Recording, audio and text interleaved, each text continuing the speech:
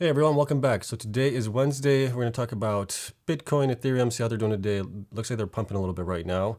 We're going to talk about Bitcoin expiry that's going to happen this Friday, see what that means for the market in general. We're also going to take a look at the miners, see how they did today.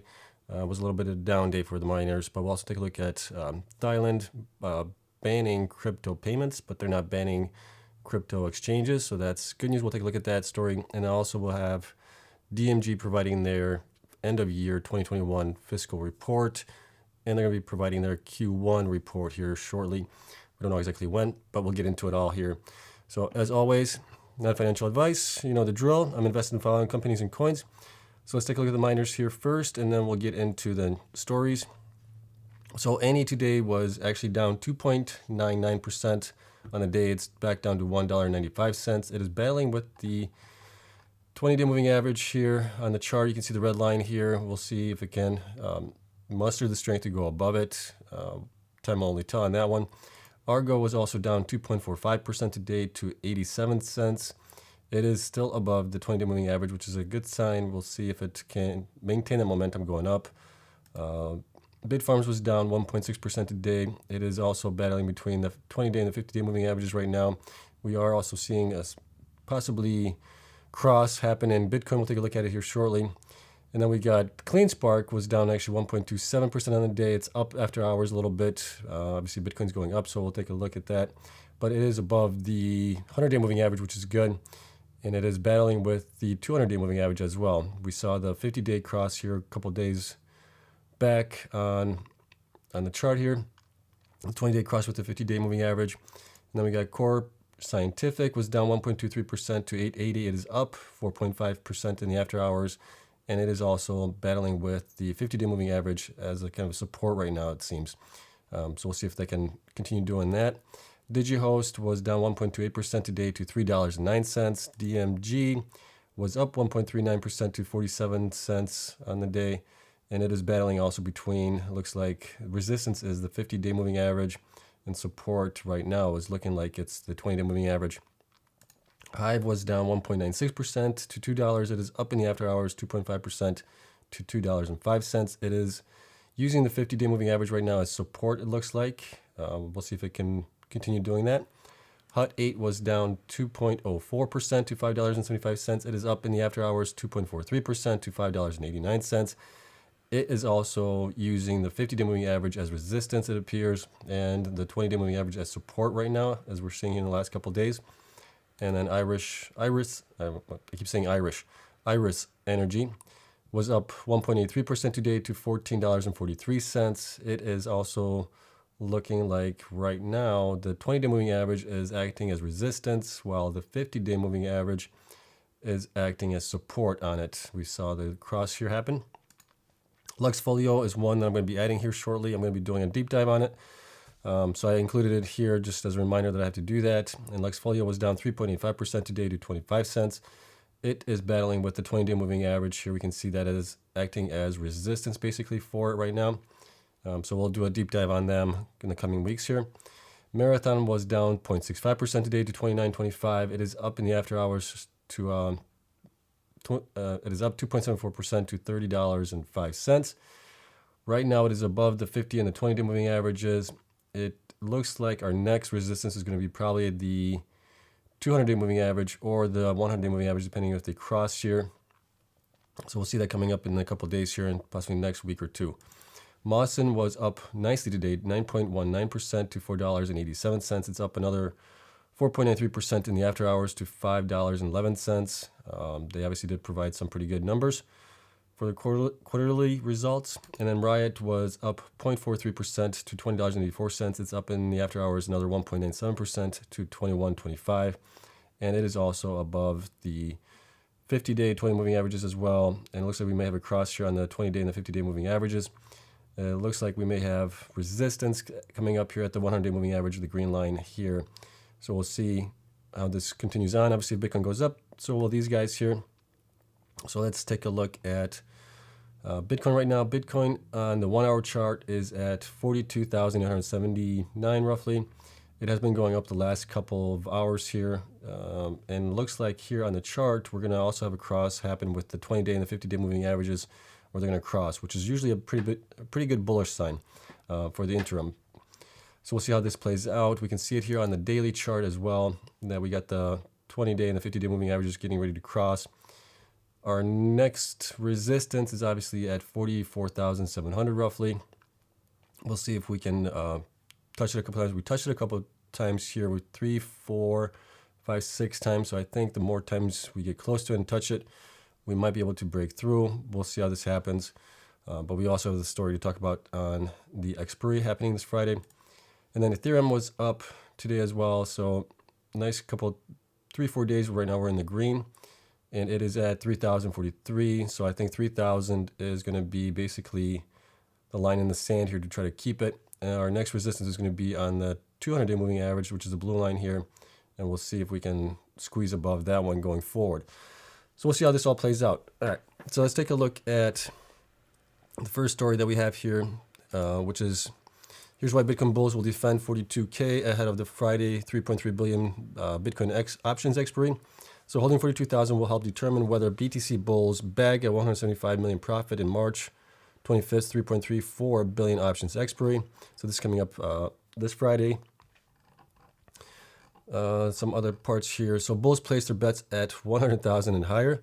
So the open interest for the March 25th options expiry in Bitcoin is 3.34 billion, but the actual figure will be much lower since bulls were overly optimistic. Yeah, I mean, I don't know why anybody would bet 100,000 within. Basically, I don't know when the options were set, but obviously this is going a little too high on it.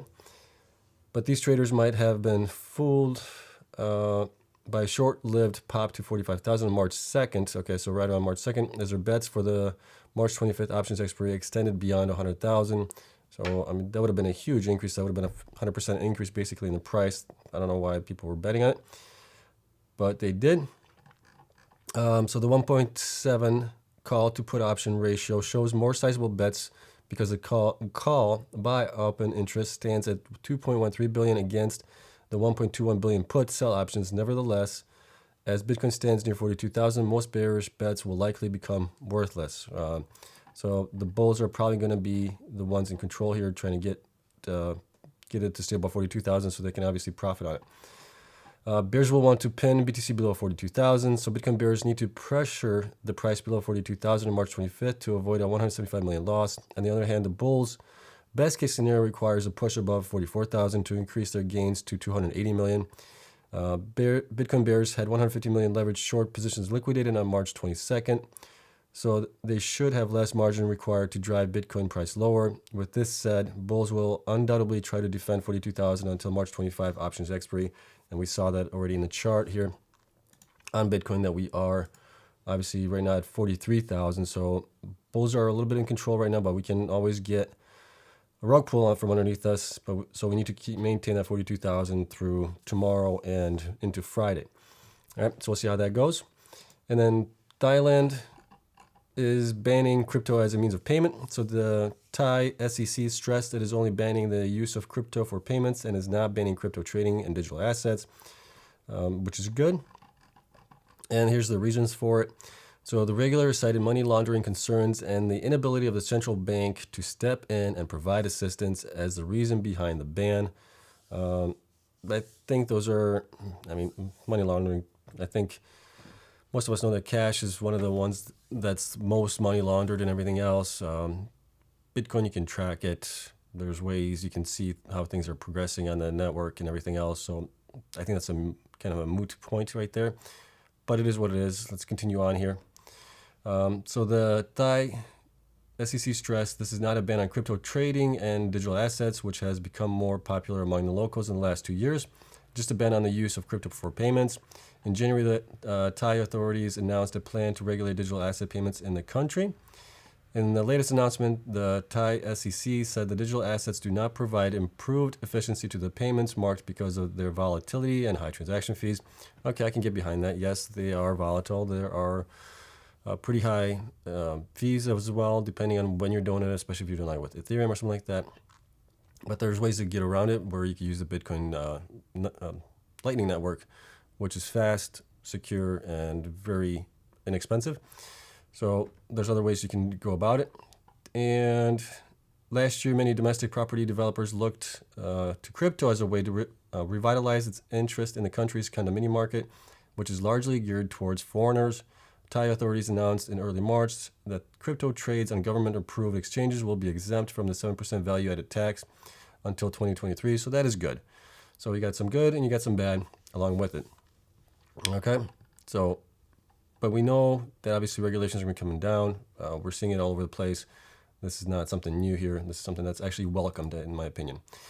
Next, we got DMG Blockchain. So they actually provided their quarterly results. So DMG posted on Twitter. This was yesterday. Our auditors have completed their review. Our Q4 2021 financials are now released, with Q1 22 financials coming out shortly.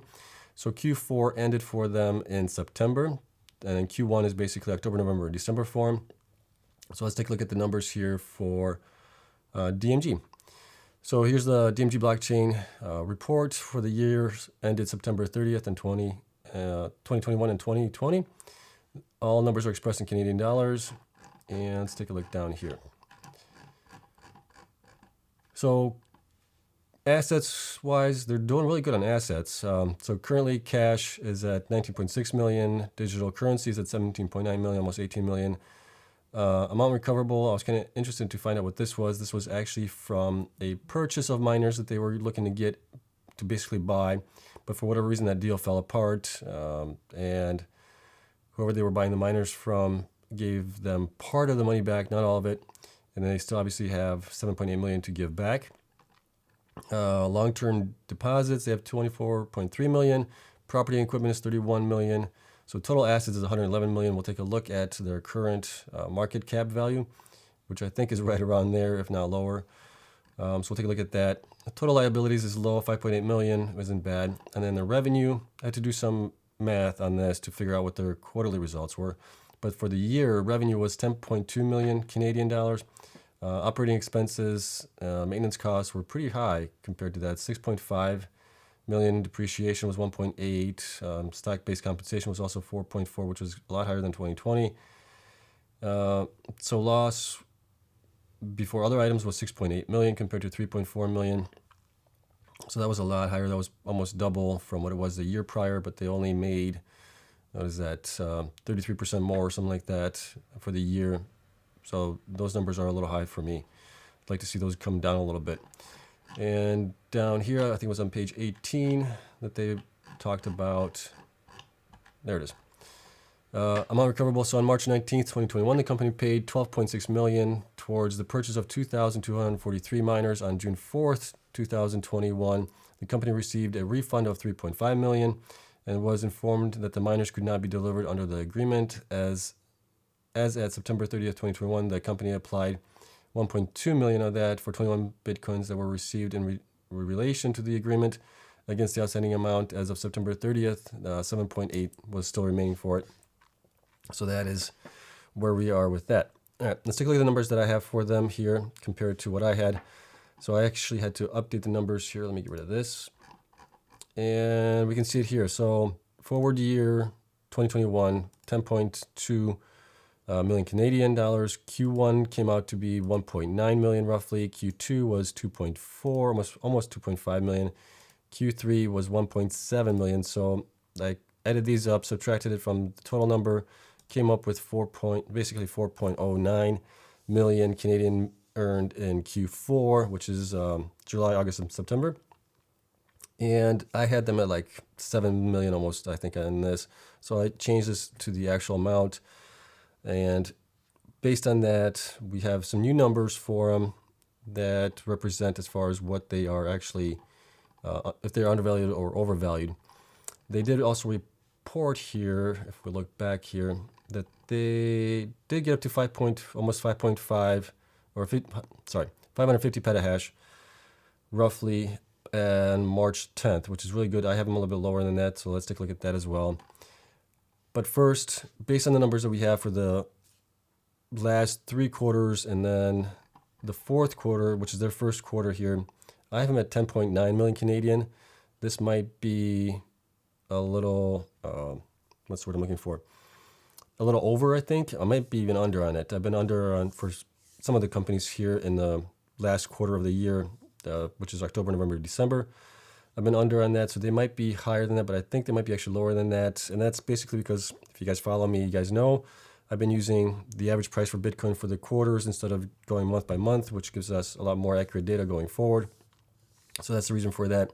So we're using the numbers here as far as this would be Q3, Q4, and then Q1 for them for the last 3 quarters, which gets us to 13.27 million. And then possibly this quarter would be around 9 million if things play out this way. It's probably gonna be a little bit more because they did get their miners increased to 550 petahash. I have them at 511 right now.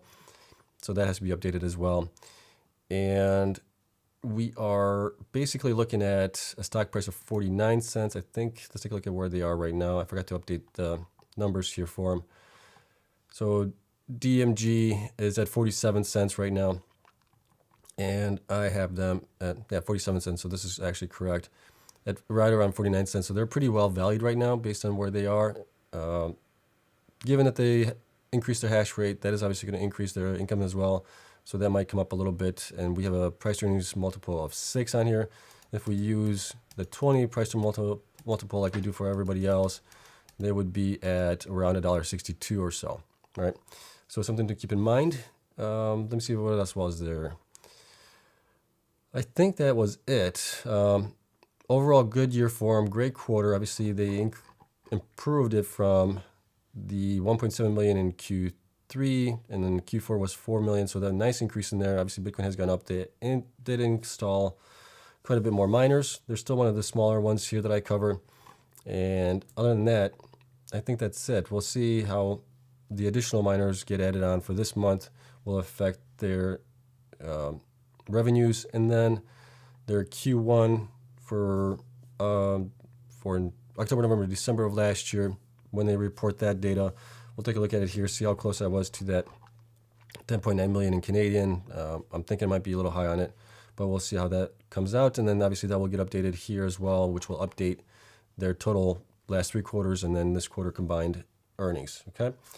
So I hope you guys enjoyed it. There's a lot of information as always. There's a lot of numbers floating around here. So let me know what you guys thought of the numbers, what you thought of the story as far as the Bitcoin expiry that's happening this Friday. Are the bulls going to be able to defend the 42,000 or go up even higher? Or are the bears going to win it? I think right now, the way things are looking at, I think the bears are going to be in charge. Or not the bears, the bulls, sorry. I think the bulls are going to be in charge going for the next 2 days. We'll see how that plays out. And yeah, let me know what you guys thought of the DMG numbers. Obviously, they're a smaller miner, but great growth by them anyways. They did a great job so far for the year. So we'll see if they can continue that trend going forward into this quarter, which we've seen obviously increases already, and then going into the next couple quarters here as well. So thank you so much for watching. If you enjoyed it, hit the like button, subscribe, helps me out tremendously. A couple of things that I'm working on next is possibly doing a deep dive on Solana. Some of you have requested it, so I might do that. Still working on Luxfolio. That will be happening as well. And then we'll obviously see what's happening tomorrow in the market. Oh, something else. We also have Bitfarms reporting their quarterly report on Monday. And so is Digihost. Digihost is also reporting their quarterly report as well. So we'll cover those on Monday coming up. All right, that's it. That's all I got for you guys. Thank you so much for watching. Have a great night. I'll see you guys in the next one.